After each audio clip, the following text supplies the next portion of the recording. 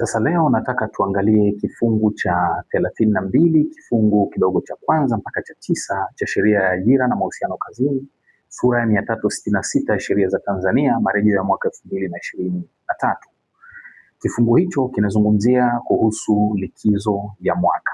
Kifungu cha 32 kifungu kidogo cha kwanza kinazungumza kwamba mwajiri atampa mfanyakazi likizo ya mwaka sawasawa na siku 28 na likizo hiyo kwenye kifungu cha 32 kifungu kidogo cha pili, sheria imemruhusu mwajiri kuweza kupunguza zile siku ambazo mfanyakazi aliomba kama ruhusa kwa ajili ya occasional leave, labda anauguliwa, anaenda kusalimia kwa mjomba, anaenda kwenye harusi ya dada ya kaka. Zile siku ambazo mfanyakazi anapewa kwa ajili ya kwenda kwenye likizo za dharura ndani ya kipindi cha mzunguko wa likizo, yani ile miezi 12 ya kazi, mwajiri anaruhusiwa kujipunguza siku hizo. Na kifungu cha 32 kifungu kidogo cha tatu kinaeleza kwamba mwajiri atakuwa na haki ya kupanga kwamba ni lini mfanyakazi aende likizo yake ya mwaka baada ya mzunguko wa likizo kuwa umekamilika. Sheria imempa mwajiri mpaka miezi 6 ya kuweza kupanga muda wa mfanyakazi kwenda likizo. Maanake kama likizo yako imekuwa due leo mwezi wa kwanza, mwajiri anaweza akaangalia uhitaji wa wafanyakazi, wingi wa wafanyakazi ambao likizo zao zimekuwa due, halafu mwajiri ataamua nani aanze kwenda, nani asubiri, na anaweza kukusubirisha mpaka miezi 6. Lakini sheria imeendelea kufanua pia kwamba kuna mazingira yanaweza yakatokea mwajiri akalazimika kusogeza zaidi hiyo likizo yako badala ya miezi 6 akaisogeza zaidi mpaka miezi 12, lakini hiyo inategemeana na operational requirements, lakini pia mfanyakazi mwenyewe awe ameconsent. Kifungu cha 32 kifungu kidogo cha tatu kina A na B, ambapo A inazungumzia miezi 6 na B inazungumzia miezi 12. Kwa hiyo likizo yako inaweza ikawa due, halafu mwajiri akaamua kukusubirisha kidogo mpaka mwenzio alienda likizo arudi, halafu ndo aende likizo, au na mwingine aende likizo afu ndo uende likizo. Kwa mwajiri ndio sheria imempa nafasi ya kupanga kwamba nani aanze kwenda likizo na nani afuate. Kifungu cha 32 kifungu kidogo cha 4 kinazungumzia kuhusu malipo ya likizo, ambacho kinasema kwamba mwajiri atamlipa mfanyakazi pesa yake ya likizo pale mfanyakazi anapokuwa anataka kwenda likizo, yani kabla hajaenda likizo.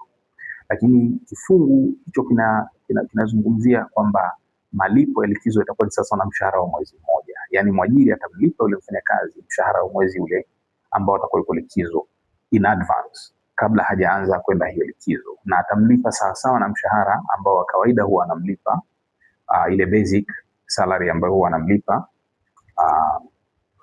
wakati anapokuwa yuko kazini. Kifungu kidogo cha 5 cha kifungu cha 32 kinaeleza kwamba mwajiri hatomtaka mfanyakazi kuchukua likizo ya mwaka badala ya likizo nyingine. Kwa mfano, mfanyakazi ni mwanamke na anatakiwa kwenda maternity leave. Maternity leave unajua ni miezi 3. Tutakuja kuizungumza kwenye mada zinazokuja. Lakini mwajiri haruhusiwi kumlazimisha mfanyakazi kwamba huu mwezi mmoja katika hii miezi 3 uchukue kama annual leave. Alafu yani mwajiri akwepe kumpa ile annual leave, badala yake amwambie kwenye maternity leave mwezi mmoja utakuwa ndio annual leave. Sheria inazuia hivyo. Au mfanyakazi anaumwa, ameomba likizo ya ugonjwa labda ya mwezi mmoja, mwajiri umwambie chukua likizo yako ndio ukajiuguze. Sheria imezuia hivyo. Na imezuia kwa sababu inasema kwamba mwajiri hatomtaka mfanyakazi kuchukua likizo ya mwaka kwa kipindi ambacho kuna likizo ambayo imetolewa kwa mujibu wa sheria. Na kifungu kidogo cha 6 kinaeleza kwamba mwajiri anaweza akamtaka mfanyakazi kufanya kazi ndani ya kipindi cha likizo na atatakiwa amlipe malipo badala ya likizo. Kwa hiyo mwajiri anaweza kutaka ufanye kazi katika kipindi ambacho unatakiwa kuwa likizo, lakini anatakiwa kukulipa. Na mwajiri, sheria imemzuia asimruhusu mfanyakazi kufanya kazi kwa kipindi cha miaka 2 mfululizo. Kwa hiyo unavomlipa mfanyakazi baada ya likizo you have to make sure kwamba haumtaki kufanya kazi kwa miezi 24 mfululizo. Kifungu kidogo cha 7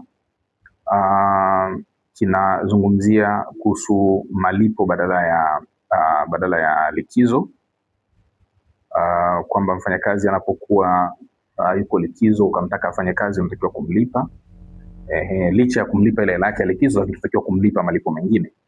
Kifungu kidogo cha 8 kinazungumzia kuhusu malipo ya pro rata amount, ambapo mwajiri anatakiwa kumlipa mfanyakazi malipo ya siku ambazo zimeaccrue. Yani kwa mfano kama ni mfanyakazi anaachishwa kazi au wale seasonal employees ambao wanafanya kazi labda kwa miezi ambayo haifikii miezi 12.